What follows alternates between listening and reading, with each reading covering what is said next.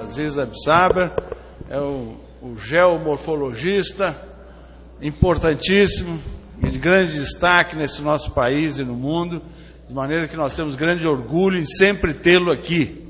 Permanentemente, ele está sempre disposto a atender os nossos convites. Eu agradeço a ele por isso. É o nosso homenageado nessa reunião anual da SBPC, homenagem essa em reconhecimento pelos grandes serviços prestados. O Aziz também é um presidente de honra da SBPC, tem uma atuação marcante na nossa sociedade, sempre dizendo presente, e aqui mais uma vez ele está. Seja bem-vindo, professor Aziz, mais uma vez, e a palavra é toda sua.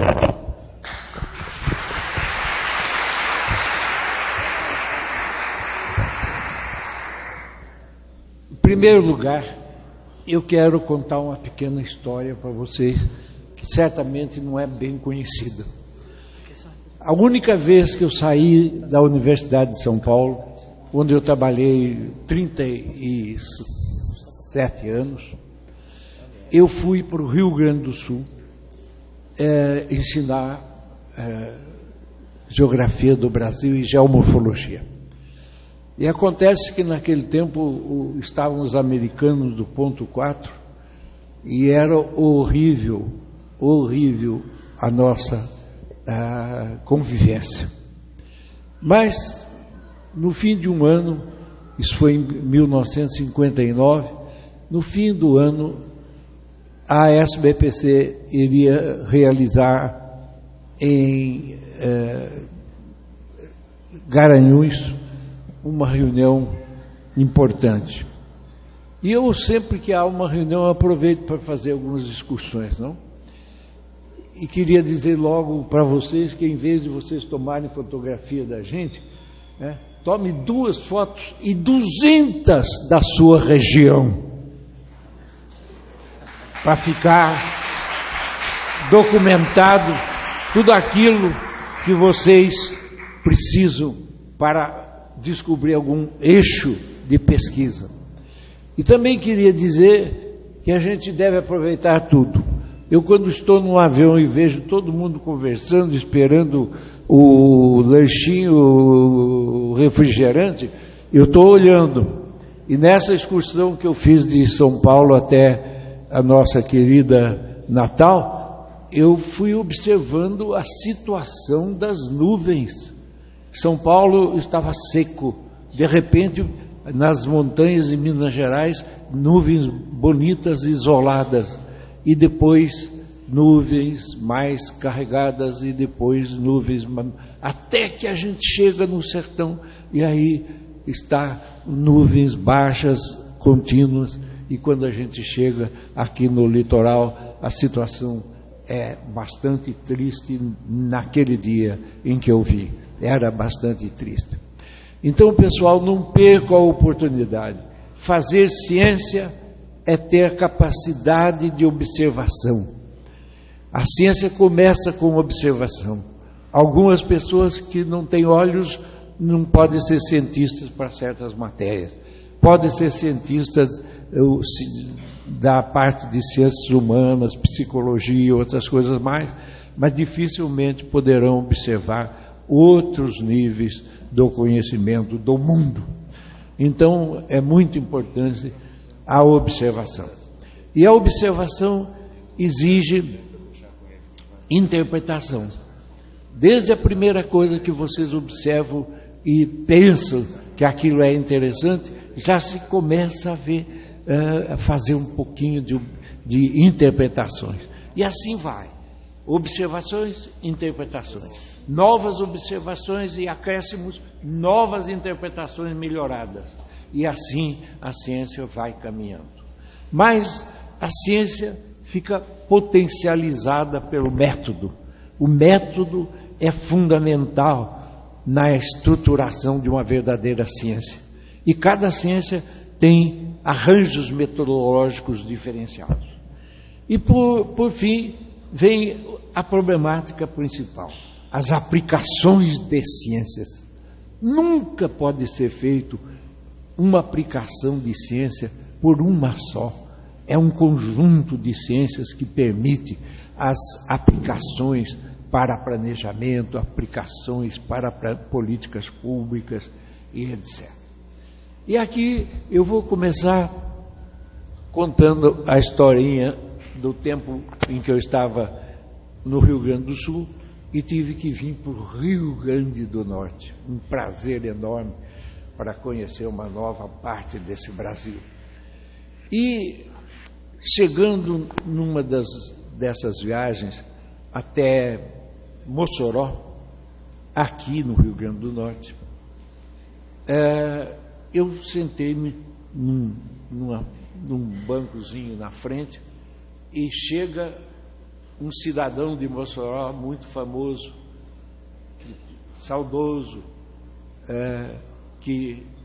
Vantan Rosado Maia, da família Rosado Maia, sentou perto de mim e disse: Aziz, você vem do Rio Grande do Sul, mas vai procurar descobrir petróleo no Rio Grande do Norte. Eu botei a mão na cabeça, eu não sou geólogo, eu conheço muito mal questões de petróleo, menti um pouco porque sempre gostei das questões de petróleo, mas eu não tenho capacidade agora para, em 2 dias, descobrir petróleo no Rio Grande do Norte. Bom, eu saio, vou para outro canto, chega o Vantan e diz para mim: Aziz, você está me enrolando. Você conhece geologia de petróleo e saiu lá da Universidade do Rio Grande do Sul, onde ensinava no departamento de geologia, e, portanto, você tem que auxiliar o Rio Grande do Norte a encontrar petróleo. Eu digo: olha, Vantan, você talvez não saiba, mas geólogo tem um credencial importante no CREA, e eles não vão gostar que o Aziz escreva uma notinha qualquer sobre petróleo no Rio Grande do Norte. Ah, não, mas você escreve e depois a gente manda lá para o meu irmão que está lá em Brasília, é importante, e ele vai falar com a Petrobras e tal. Bom, acontece que começamos uma excursão lá para uma serra em cuja cimeira tem uma cidadezinha do Rio Grande do Norte que eu queria conhecer. E eu, muito desprevenido, afinal eu vinha do Rio Grande do Sul, que é frio, e cheguei aqui com um calor imenso, eu não coloquei um chapéu. Meu Deus, quando eu cheguei em Apodi, não aguentava mais. E tive que pernoitar numa pensãozinha. Eu entrei no quarto da pensão, não tinha cama, não tinha janela, não tinha nada. E aí veio uma moça e colocou a rede. E aí, daí é que, em diante, é que eu gostei da rede. Mas, no outro dia, o pessoal veio me buscar para continuar a excursão. O senhor está melhor, professor Aziz? Eu digo: a dor de cabeça foi imensa, mas estou bem. Então, vamos lá. E aí fizemos a excursão, entramos em setores baixos, onde tinha uma transição para Caatingas, e lá em cima era uma cimeira de serra úmida, e eu fiquei muito contente de saber a diferença entre as Caatingas, que são dentro de colinas baixas e intermontanas, e lá em cima, na cimeira, a cidadezinha vivendo de agricultura em função dos solos mais vermelhos e mais férteis. Bom, volto para Mossoró. Lá estava o Vantan me esperando. Aziz, eu vou levar você para o meu parente, que é médico, para saber o que aconteceu contigo. Eu digo: não, foi o calor e tal. Não, senhor, vai lá. Aí eu fui, o homem pegou e disse: não tem nada não, eu vou lhe dar uma Novalgina. E mandou embora. Aí o Vantan, em vez de me levar lá para o lado da pesquisa, para o lado do evento em que estavam falando várias pessoas que eu queria ouvir, ele me leva para a casa dele. E vai para a cozinha. A cozinha é separada por um pequeno balcão, de um lado a cozinha, do outro lado uma varanda. E aí ele senta aí, às vezes, sentei. Ele foi lá para dentro e trouxe um maço de papel branco, jogou o papel em branco na minha frente e disse: agora escreva aí sobre o petróleo no Rio Grande do Norte. Eu olhei para ele e disse: Vantan, eu não sou geólogo, como é que eu posso escrever sobre esse assunto? Além do que, eu só fiz 2 pequenas excursões aqui nos arredores de Mossoró. Não é possível, a gente tem que ter ética e tal. Não, senhor, você está me enrolando, escreve aí. Aí eu não tive outro jeito, eu digo: bom, você é diretor da Escola Superior de Agricultura de Mossoró, manda buscar o trabalho do professor Gilberto Osório de Andrade, que escreveu um pequeno trabalho sobre a bacia Potiguar, e eu quero ver o que ele diz lá. Aí ele já, pois não, imediatamente mandou o chofer buscar o trabalho do Gilberto Osório, que estava lá na biblioteca do Exame. Eu devo dizer a vocês que eu sou um grande admirador de bibliotecas. E agora eu cobrei de uma pessoa, já que eu estou com o tempo limitado, que fosse até a biblioteca daqui para saber quais os livros meus que tem na biblioteca aqui do Rio Grande de Natal, da universidade. Então eu até queria dizer a vocês que o último livrinho que eu fiz não é de pesquisa, é para os estudantes. Chama-se Leituras Indispensáveis. Eu fiz o número 1 e agora tem o número 2 aqui. Eu trouxe para dar para o doutor Aragão, mas não sei se vou encontrá-lo. Então vai ficar na biblioteca de vocês. Esse livro aqui tem o seguinte objetivo, né?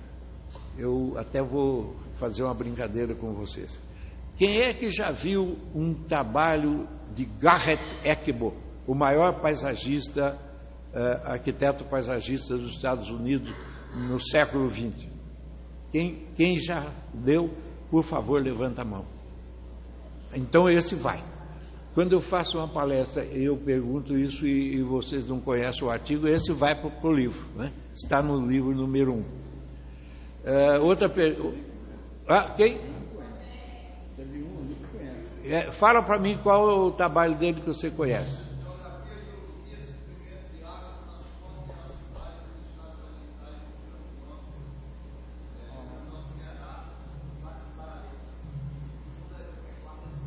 Do Garrett Ecbo? Eu acho que não. Não é. Ele nunca esteve aqui. Roderick Crandall é outra coisa, né? Bom, outro artigo. Eu perguntava para o pessoal: vocês já leram Monteiro Lobato explicando por que ele se enviou no problema da literatura infantil? Alguém aqui conhece esse trabalho do Monteiro Lobato, em que ele explica por que ele passou a fazer literatura infantil lá em Taubaté? Não sabe? Esse vai. É assim que eu faço, certo? Então, esse trabalhinho tem uma segunda fase, em que o primeiro trabalho é de um grande geógrafo alemão, Nietzsche, que esteve no Brasil várias vezes e escreveu um trabalho sobre os cenários da Amazônia no futuro, uma coisa assim o título. Então eu vou fazer o seguinte: eu vou passar o livrinho para esse pessoal da frente, vocês tiram o plástico e depois eu mando outro para o doutor Aragão. Pessoal, então, ciência é observação, ciência é a melhoria da observação e a reinterpretações sucessivas, e aplicações de ciência exigem sempre um conjunto de ciências adequado para o projeto que se pretende. E tudo isso ainda está sujeito à metodologia das ciências que estão sendo utilizadas. Vou falar um pouquinho sobre o Garrett Eckbo em termos de interdisciplinaridade.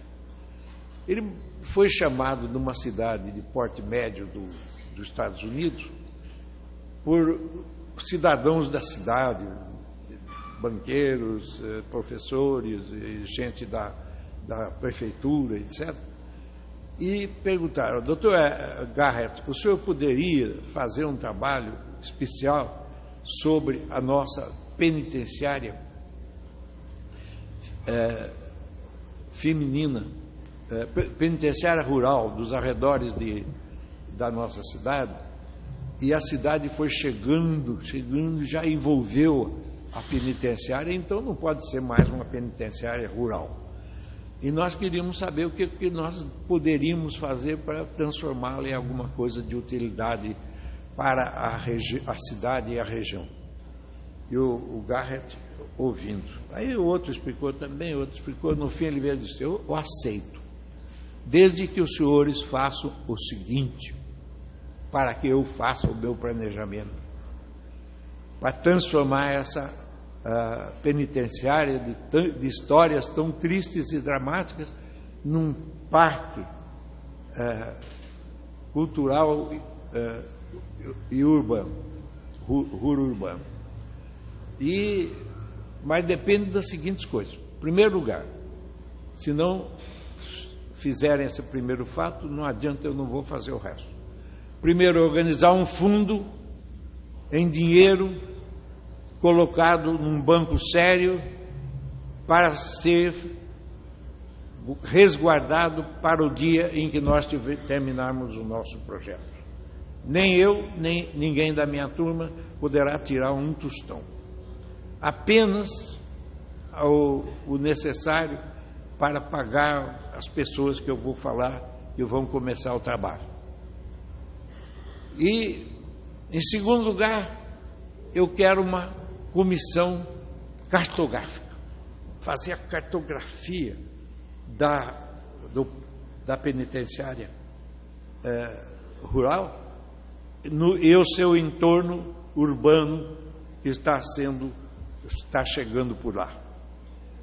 E nessa cartografia tradicional tem que ter o relevo, as colinas e os riozinhos que cruzam o sítio da penitenciária. Muito bem, marca aí. Terceiro lugar, eu quero que haja uma comissão de visualização da área. Uma comissão que chegue até a região e olhe em ângulo do alto para baixo como é que é a paisagem. E depois de outros altos em ângulo como é que se vê a paisagem. Isso para que eu possa saber qual o critério que vai ser possível para o planejamento do futuro parque. E também que vão lá para baixo e olhem para cima num ângulo X. E cada ângulo vai ser colocado na cartografia feita previamente. Eu achei maravilhoso isso, né? Porque, em geral, os planejadores ficam em casa e ficam planejando, lendo as coisas de outros e fazem um plano muito modesto. Sem dizer que atualmente no Brasil que é o país que mais precisa de planejamento em toda a parte, da Amazônia às Caatingas, das Caatingas ao Brasil tropical atlântico, do Brasil tropical atlântico até o Brasil dos cerrados, cerradões e campestres, e dos cerrados e cerradões até o Planalto das Araucárias, e daí por diante até as pradarias mistas. E não acaba aí, depois tem o litoral, depois tem o Pantanal Mato-Grossense. Então, nós necessitamos desesperadamente de planejadores, não é? E para os alunos de geografia que eu vi que estão aqui, eu devo dizer que as pequenas prefeituras contratam porção de gente para ficar em torno do prefeito, né? Não vou dizer quais as áreas, mas todo mundo sabe quais. Mas nunca vão contratar um ex-aluno de geografia com um mestrado ou doutorado e com ideário do planejamento. Por isso é que eu escolhi essa questão para tratar com vocês. O planejamento exige um conjunto de ciências para cada objetivo de planejamento, do planejamento. Então, exige geólogos, agrônomos, geógrafos, psicólogos, sociólogos e arquitetos e urbanistas, etc., para cada projeto. Se houver um projeto para a nossa querida Natal, precisa ter muitas pessoas e não um agente só de um campo, né? Bom, aí o Garrett Eckbo disse, depois disso tudo, vai a minha equipe, pequena equipe. Ele teve um grande escritório de arquitetura e com o tempo foi desmanchando e ficou um grupo pequeno só para trabalhos específicos, como esse que eles estavam pedindo. Então, o meu grupo vai lá para analisar a cartografia, a visualização e a identificação de fatos especiais, como é que era a dolorosa casa em que estavam os presos, como é que era o conjunto de pequenas unidades para os que faziam o trabalho na penitenciária, como é que era a casa do chefe, que deverá ser transformada em um ponto especial de chefia do planejamento e da administração do parque, etc. E, por fim, tudo isso vem para a nossa mão de novo. Nós não vamos contar quantas vezes aparecemos lá para ver as coisas, mas estaremos sempre presentes. E aí tudo isso vem para a nossa mão e nós vamos, então, tentar fazer o projeto. Sendo que esse projeto tem alguma coisa de especial. De um lado, conhecimento científico, do outro lado, um ideário da ética com o ser humano. Eu gostei muito disso. E ele fez o projeto, e o projeto transformou uma penitenciária em um parque cultural importante. Isso não quer dizer que no Brasil não tenha havido algumas tendências para pessoas um pouco vaidosas fazer a transformação de uma ilha que tinha uma penitenciária em outro projeto. Só que aqui não se fez assim com essa alma de pesquisador e de entendimentos policientíficos. Essa é a primeira fala. Já morreu provavelmente o Garrett Eckbo. Eu assisti uma reunião dele na pós-graduação lá na USP, na Rua Maranhão, e o trabalho foi publicado numa revista grande da Embrapa, e nem mesmo os alunos de arquitetura e urbanismo não conhecem. Então saiu no livrinho Leituras Indispensáveis, que eu escolhi como lugar bom. Chama-se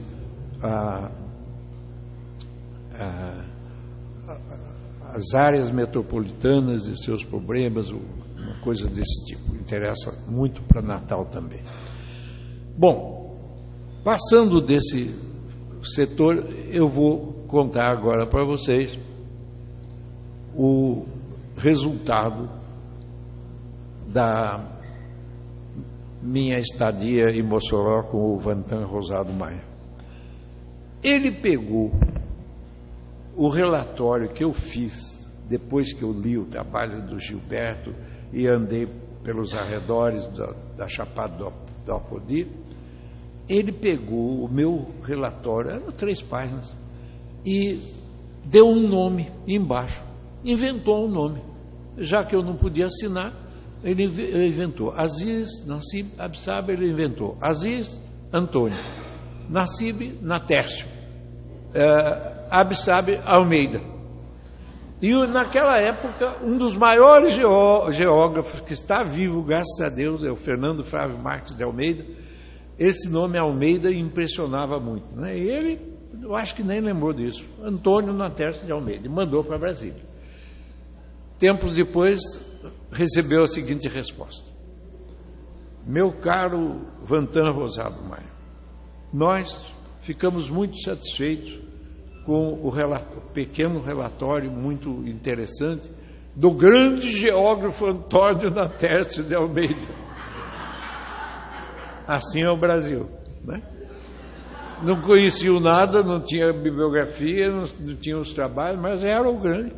E devemos explicar que não podemos voltar a perfurar no Rio Grande do Norte, onde nós já fizemos 2 perfurações profundas. Porque nós estamos marchando para o oeste, para a Amazônia.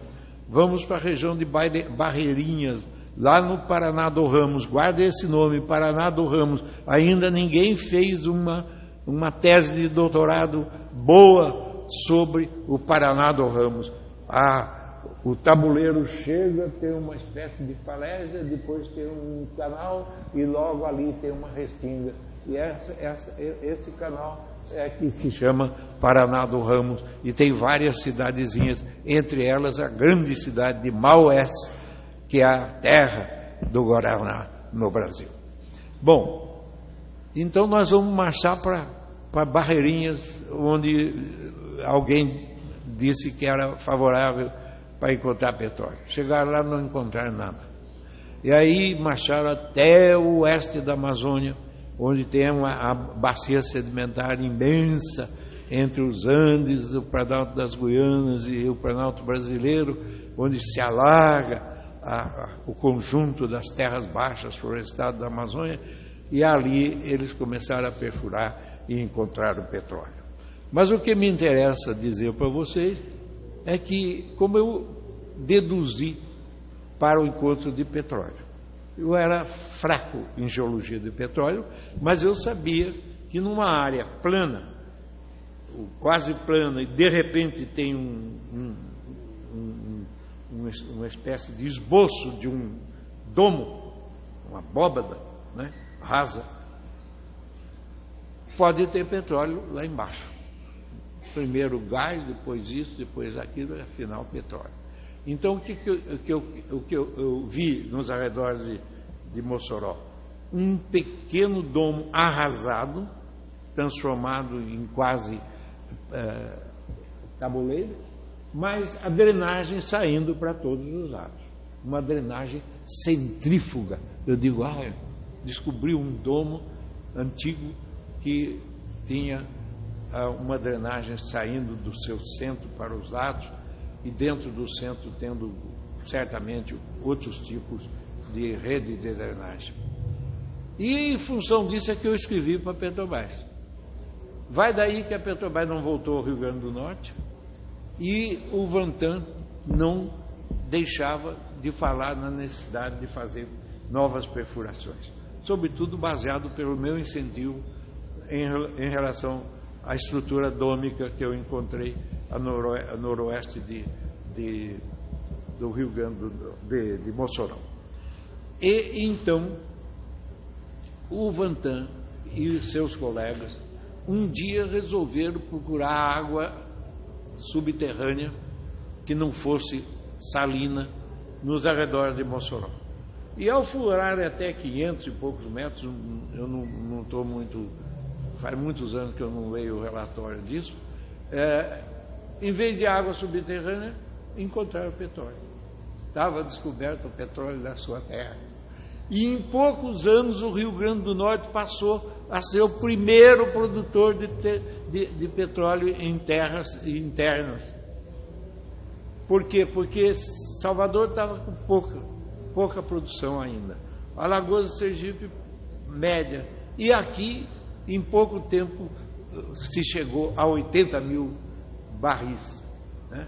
E isso deu uma ênfase geoeconômica importante para o Rio Grande do Norte. Então, eu queria dizer a vocês que a primeira coisa que me deixou saí meio de bengala para chegar na tal para a SBPC, foi essa lembrança que eu tenho do negócio, da descoberta de petróleo no Rio Grande do Norte. Uma coisa que está muito dentro de mim. Bom, passando a um fato científico. Como vocês sabem, a leste da escarpa que separa o Ceará do Piauí, existe predominância de terrenos cristalinos ou cristalofilianos, e esses terrenos estão rebaixados. Não existe um termo para dizer que aqui está uma chapada, ela tem sedimento até o meio, e embaixo já é cristalino, e depois lá embaixo foi rebaixado. Mas o professor alemão lá do Paraná, ele falou que o nome era Ausraumgebiet, é espaço fora do espaço, uma coisa assim. Na realidade, com o surgimento de uma bacia sedimentar, a parte que era alta, cristalina, foi sendo rebaixada por processo erosivo, e os sedimentos ficaram formando escarpas, mas a parte cristalina foi rebaixada. E no estado do Ceará existe uma bacia sedimentar levantada, uma bacia que não tem nada a ver com a Serra Grande lá, da fronteira do Piauí com o Ceará. É uma bacia sedimentar mais moderna, do Cretáceo.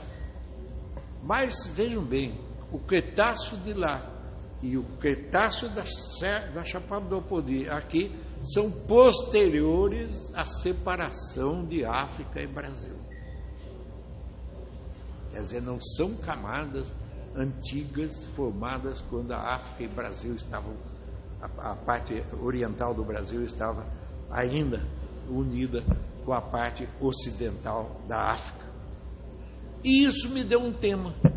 Eu digo, por que um dia o grande bloco de rochas antigas, granítico, guinais e cristalofilianas, que formavam o continente afro-brasileiro e que talvez se prolongasse por outros setores da Índia e da Austrália, por que esse imenso conjunto de terras antigas, de uma história inicial das formações de rochas no planeta Terra, por que um dia partiu?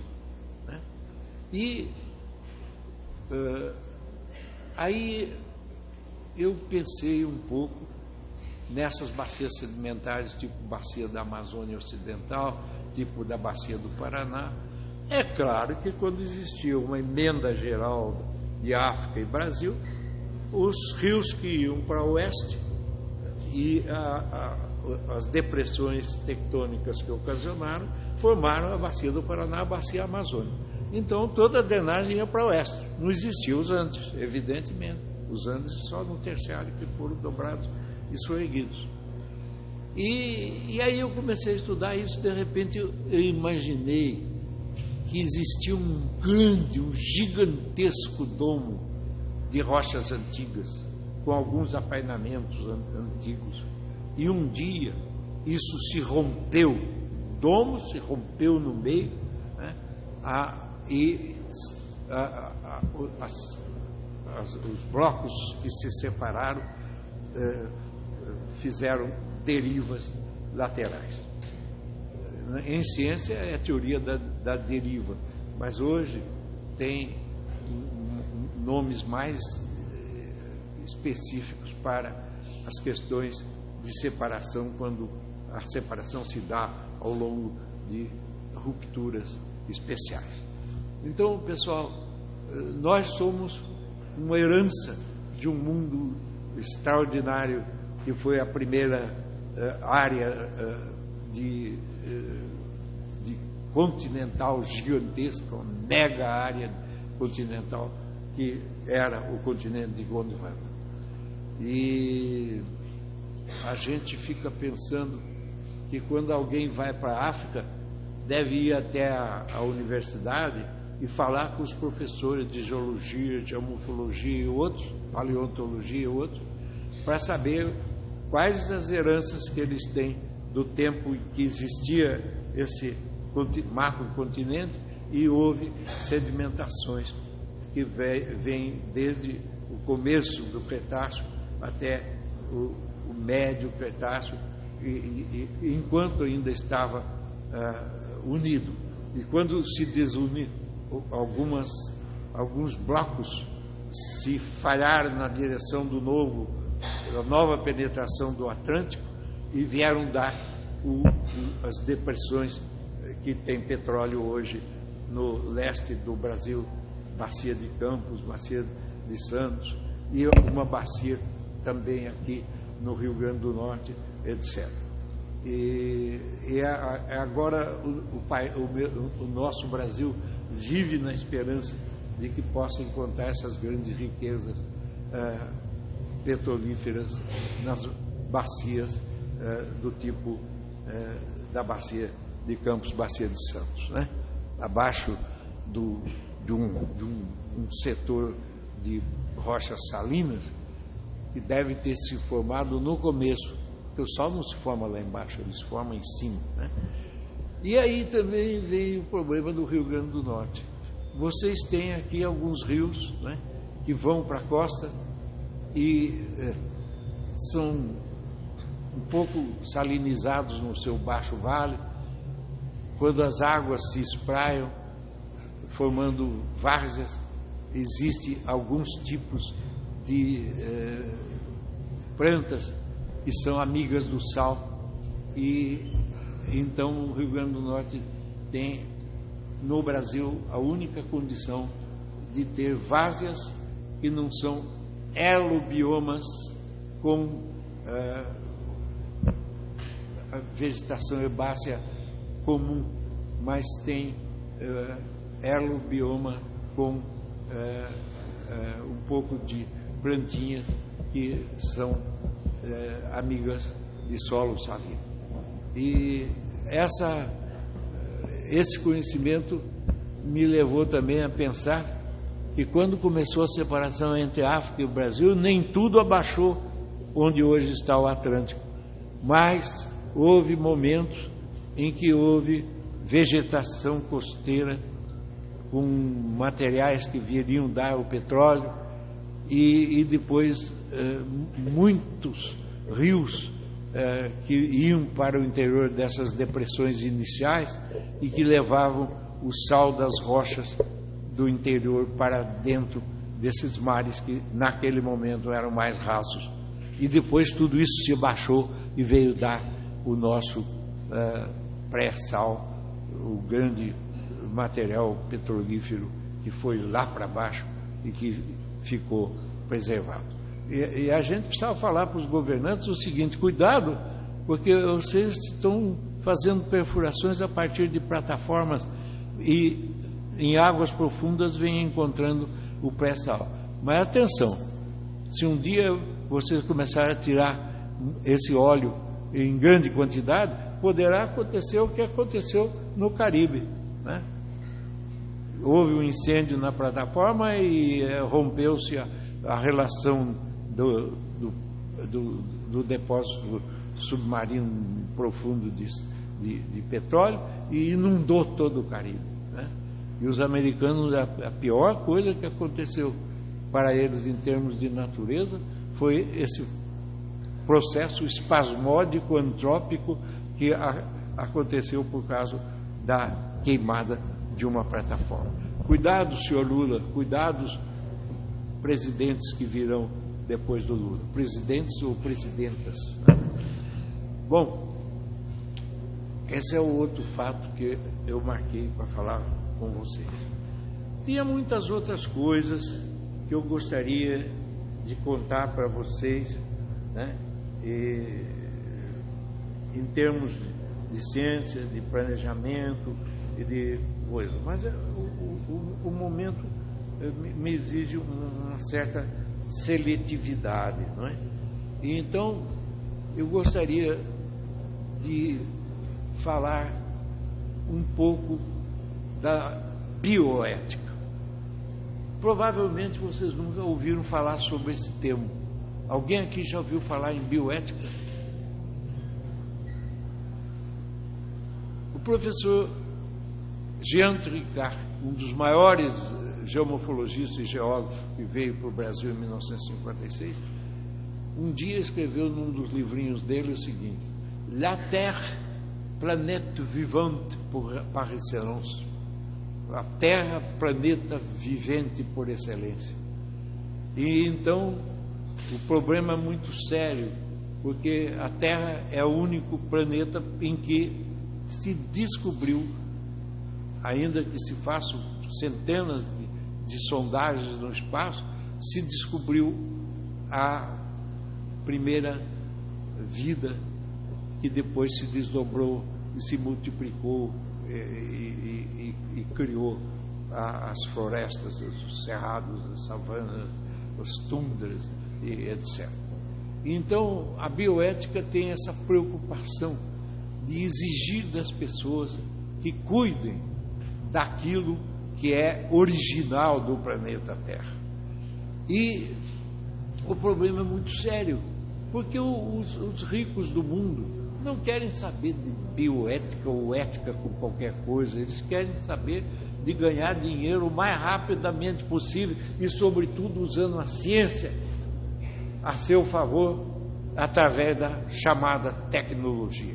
Não existe tecnologia sem começar pela ciência. E então nós temos que ter mais cuidado com os diferentes fatos da história da vida na face da Terra.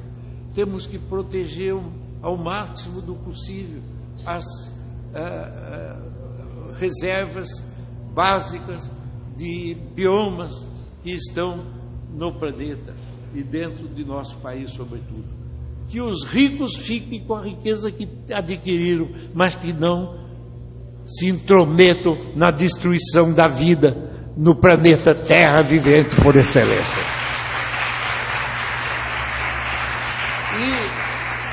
E nós somos obrigados, às vezes, a trabalhar para eles, né? A ciência passa para a tecnologia e a tecnologia fica muito isolada e em função das necessidades de inovações, e eles acabam tendo possibilidade de trabalhar com a passagem das ciências para as tecnologias que interessem a eles em cada área industrial, agro, não vou falar de outras coisas.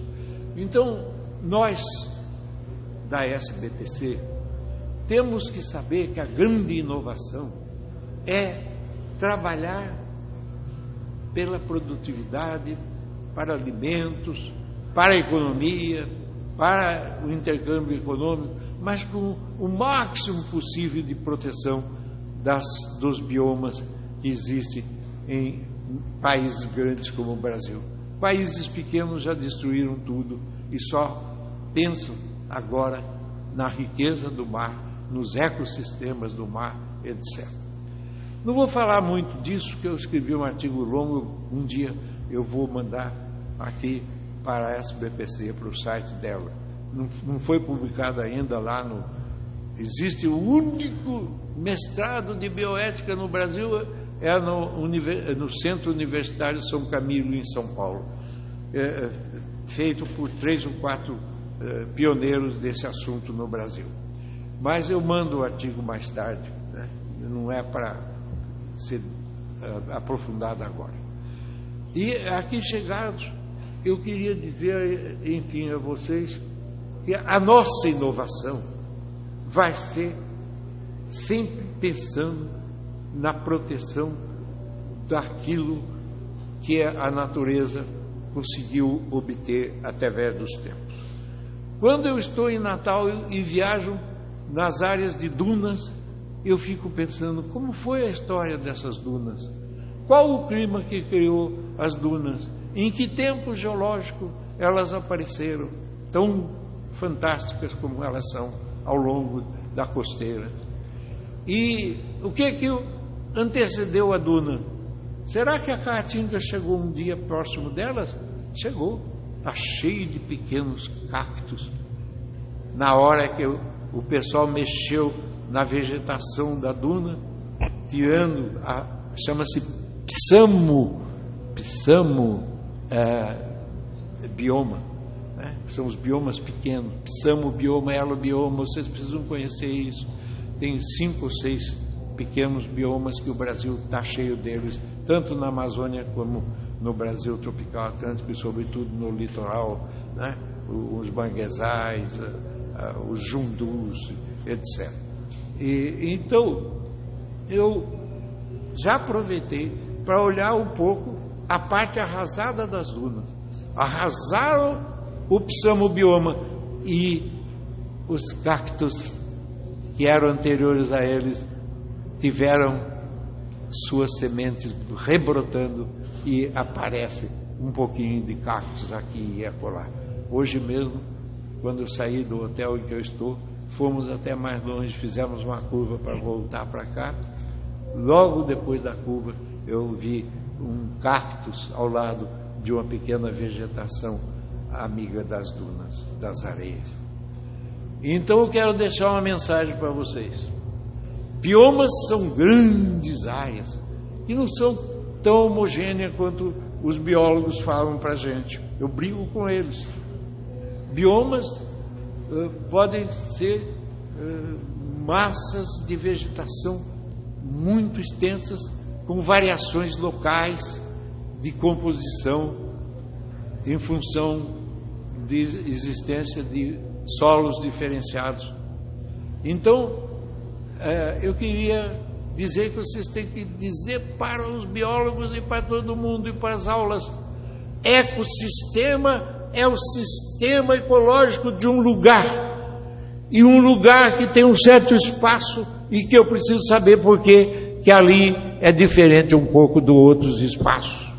Então, vocês têm que saber que o ecossistema tem 3 coisas importantes. Em primeiro lugar, o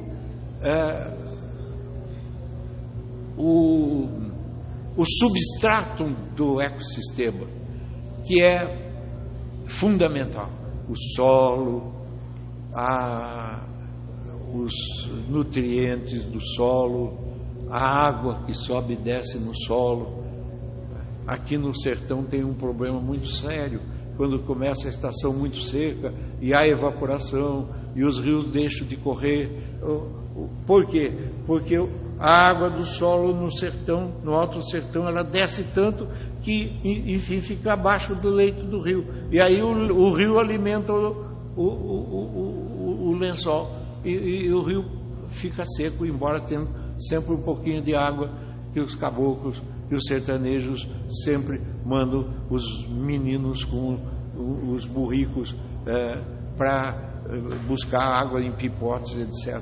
Então, em certas situações, a descida do lençol freático é muito grande e fica abaixo do rio. Então o rio alimenta o lençol e desaparece, mas continua tendo um pouco de água lá embaixo que o povo descobriu e que o povo usa muito bem no interior desse imenso sertão nordestino. Então, pessoal, em primeiro lugar é preciso entender os fundamentos do ecossistema, que é o solo, os nutrientes, aquilo que morreu de raízes e vegetação e fatos fitoquímicos, etc. Em segundo lugar é a biota, é a vida que está em cima daquilo. E essa biota é diferenciada em muitas áreas. Dentro da Amazônia mesmo existem muitas diferenciações, solos melhores, tem um tipo de vegetação, por exemplo, basaltos da bacia leste, que estão um dia escoaram na bacia leste da Amazônia, formam solos vermelhos, oxissolos. Então, esses fundamentos básicos do ecossistema que possibilitarem enraizamentos de vegetações diferentes. Só que eu, como geógrafo, introduzi uma terceira coisa. Não é preciso estudar só o que está no solo, subsolo e superficial. É preciso estudar a biota e depois a dinâmica climática que manteve aquela vegetação. Uma coisa é a dinâmica climática do Rio Grande do Sul, outra coisa é a dinâmica climática da região da Serra do Mar, Serra da Mantiqueira e outros lugares. E, por fim, a dinâmica climática da Amazônia e a dinâmica climática do domínio morfoclimático e fitogeográfico das caatingas do Nordeste. E, para terminar, uma expressão só. Eu tenho um livro chamado Ecossistemas Brasileiros. E eu queria que vocês procurassem na biblioteca daqui para saber se existe. O editor do livro é um pouco dinheirista, ele não me dá nunca mais na vida um exemplar. Eu tenho que comprar para poder colocar nas bibliotecas. Mas, de qualquer jeito, eu vou brigar com ele para arranjar um volume dos ecossistemas brasileiros, onde eu descrevo muitas dessas coisas.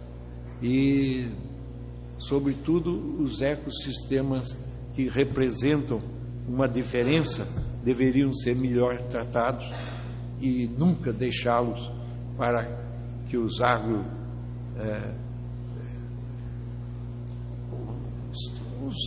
os ruralistas queiram usar todos os tipos de espaço à beça, segundo os seus interesses. Lá em Brasília está havendo um grande problema, que um deputado, que era do partido PCdoB, resolveu fazer mudanças no Código Florestal a favor dos interesses dos ruralistas, né? Não que a gente seja contra os ruralistas, tem muita produção deles importante para a alimentação, para a economia, o comércio internacional. Mas atenção, dar a eles todos os direitos, né? Vocês imaginam se vocês fossem a floresta amazônica e que cada cidadão que comprasse uma greva de 1.000 hectares pudesse devastar só 20%. Agora o deputado, que se chama Rebelo, resolveu mudar para 80%. Se lá em São Paulo é 20%, por que aqui a possibilidade de usar é 20%? Por que na Amazônia,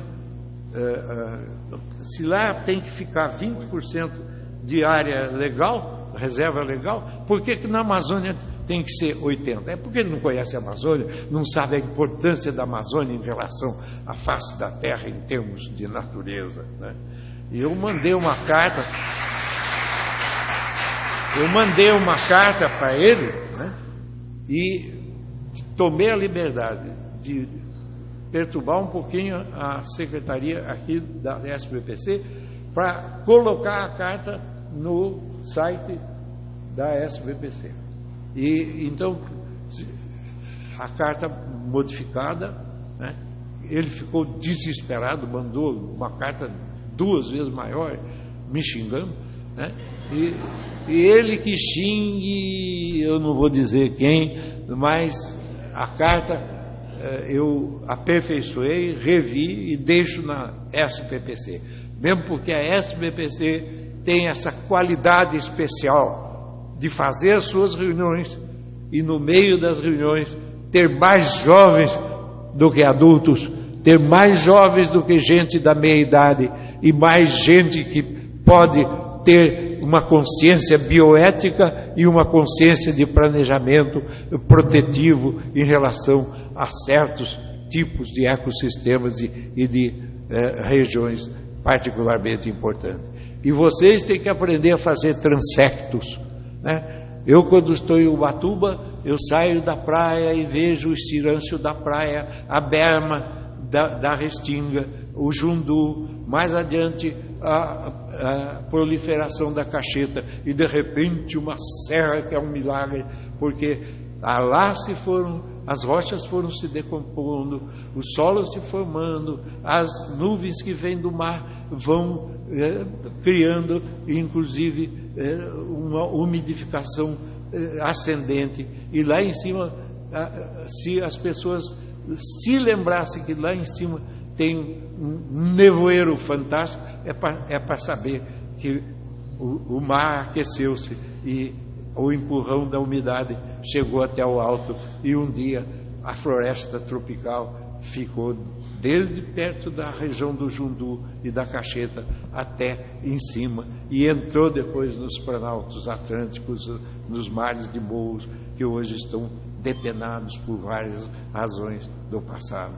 Não dá para comparar o que eles querem que aconteça na Amazônia com o que já aconteceu no passado e que havia muita ignorância sobre todos esses fatos, de forma que hoje que a gente tem uma consciência ambiental, uma consciência bioética, etc., nós temos que fazer planejamento envolvendo todas essas coisas, porque o nosso tempo é o tempo da ciência e do conhecimento. Muito obrigado.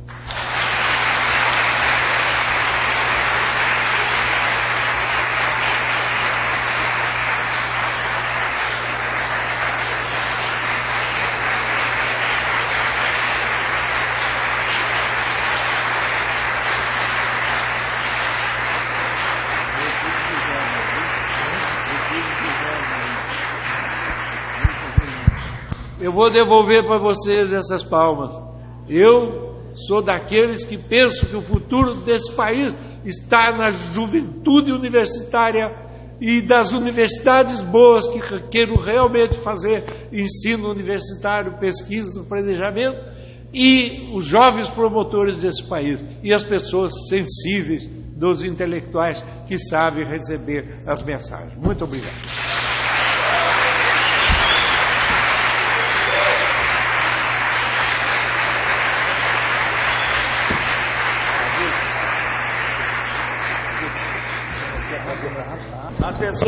Atenção, eu peço que todos sentem, porque o professor Aziz concordou em responder aí algumas perguntas do plenário aqui, por favor. Então, vamos organizar isso.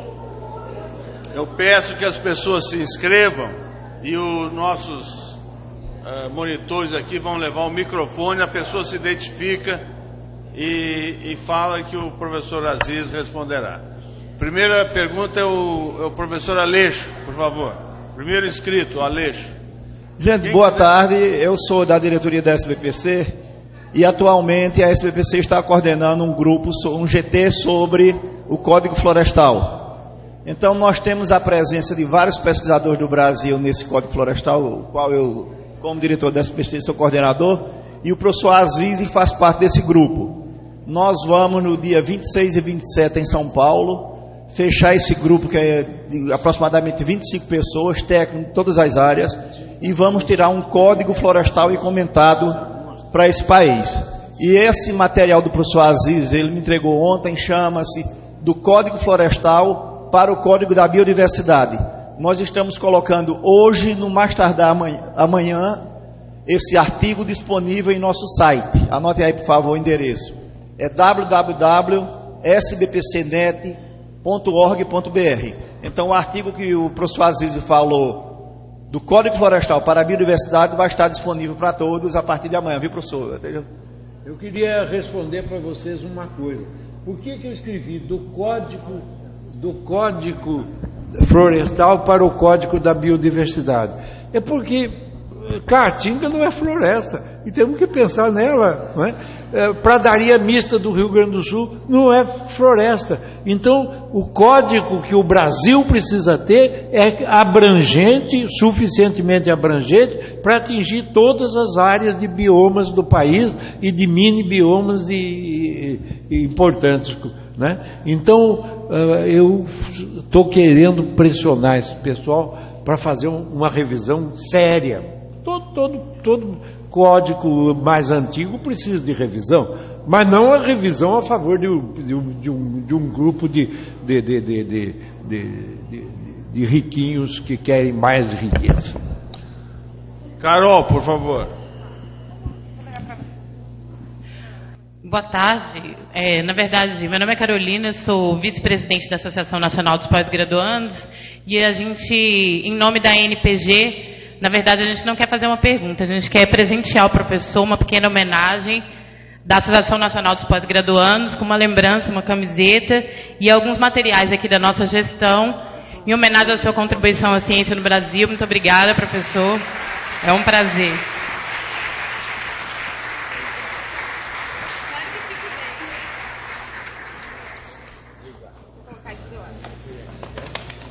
Obrigado, Carol. Mais... Quer fazer uma pergunta? Como é o seu nome? Fale aí, por favor. Professor Aziz, é um prazer estar com o senhor aqui em Natal mais uma vez. Diga o seu nome. Meu nome é José, sou potiguar e tive o prazer de conhecer o professor Aziz na SBPC de São Luís de Maranhão, quando ele era presidente da SBPC, e fez uma homenagem ao Darcy Ribeiro. E o Darcy Ribeiro, eu lembro muito bem, eu era naquele tempo bem jovem, e o Darcy Ribeiro dizia: o Aziz Abissab é o cientista mais querido do Brasil. E isso realmente, nós sabemos que realmente o professor é um cientista muito querido, porque sempre colocou o seu conhecimento a favor do Brasil, de um Brasil cada vez melhor e um Brasil que olhe para aqueles que inclusive estão esquecidos nos rincões, né? O professor é conhecido como um geólogo, um geógrafo, mais nessa parte morfológica, etc. Mas na verdade, o professor Aziz é um grande humanista, um dos principais humanistas que nós temos no Brasil. E eu me orgulho disso, de ter conhecido o professor Aziz, mesmo eu não sendo da geografia, eu tendo uma outra trajetória, começando aqui no Rio Grande do Norte, nas letras. Então, estive recentemente, gostaria só de comunicar ao professor Aziz, no interior aqui do Rio Grande do Norte, em Canabrava, reuni a minha família, uns 5 irmãos, e tinha um pequeno pedaço de terra, muito pequenininho, mas dá para, talvez uns 10 metros assim, uns 500 metros de fundo, alguma coisa, mas tinha uma área que estava preservada. Obrigado. Eu quero responder um pouquinho para o Medeiros. Medeiros é um caso à parte em termos da história pessoal de alguém que estudou em áreas de difícil acesso para as bibliotecas, para a comunidade científica, etc. E hoje ele está na China, ensinando português para aqueles chineses jovens que queiram aprender o português. E ele veio da China para Natal, para a SBPC. Só a SBPC pode ter casos desses tipos de itinerário. Então eu queria, em meu nome muito pessoal, dizer que o caso do Medeiros, que está com 2 pessoas, alunas dele da China, e dentro da terra dele, que é Rio Grande do Norte, ele, a meu ver, é um homenageado tão importante quanto os homenageados que foram feitos na reunião inicial da SBPC. Colega lá.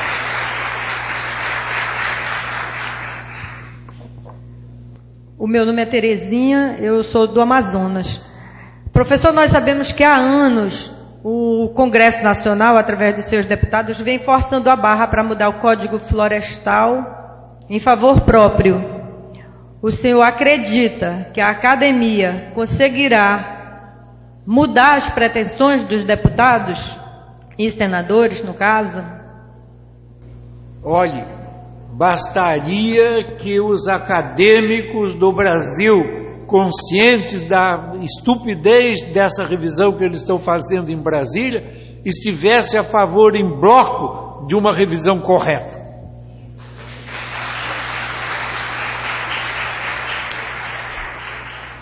Bom, mais alguma manifestação?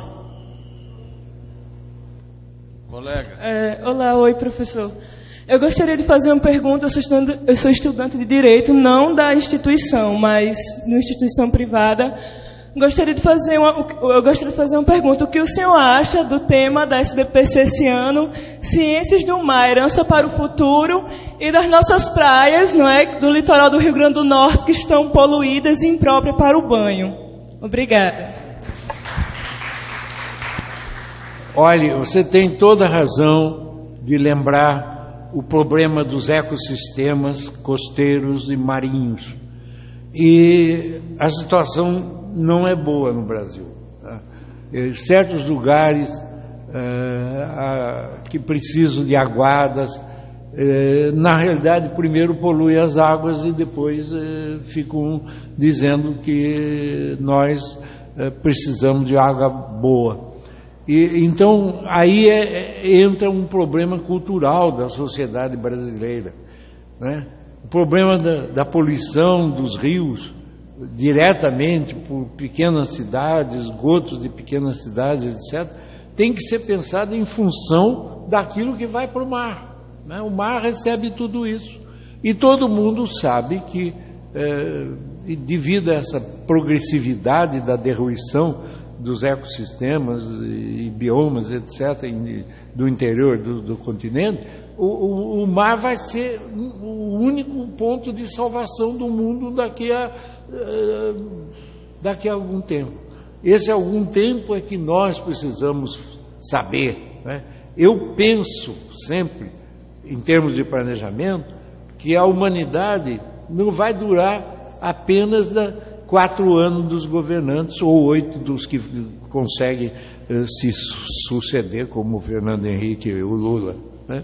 A humanidade certamente vai prosseguir no planeta vivente da face da Terra por 10 mil anos, 100 mil anos e milhões de anos. E o que será do arrasamento, da poluição, da falta de consciência dos governantes, se não pensarmos o tempo de duração das coisas? Por exemplo, o caso do Código da Biodiversidade, em que o Rebelo balizou de propriedade de 400 hectares pode ser destruída totalmente a vegetação. Então aqui é uma de 400, ali é outra de 400, aqui é outra de 400. Depois tem uma de 1000, pode ser destruída 80%. Vai ficar um caleidoscópico em menos de 50 anos, forçado pelo próprio código que o governo vai aprovar. Esperamos que o Lula não aprove. Será a única maneira de eu ficar um pouquinho mais satisfeito com ele. Então, nós vamos agradecer ao professor Aziz, agradecemos imensamente o nosso carinho da SBPC e de toda a juventude que participa da SBPC, por ele estar presente aqui entre nós, sempre defendendo suas ideias em benefício do povo. Ele é um humanista. Muito obrigado a todos, especialmente ao professor Aziz.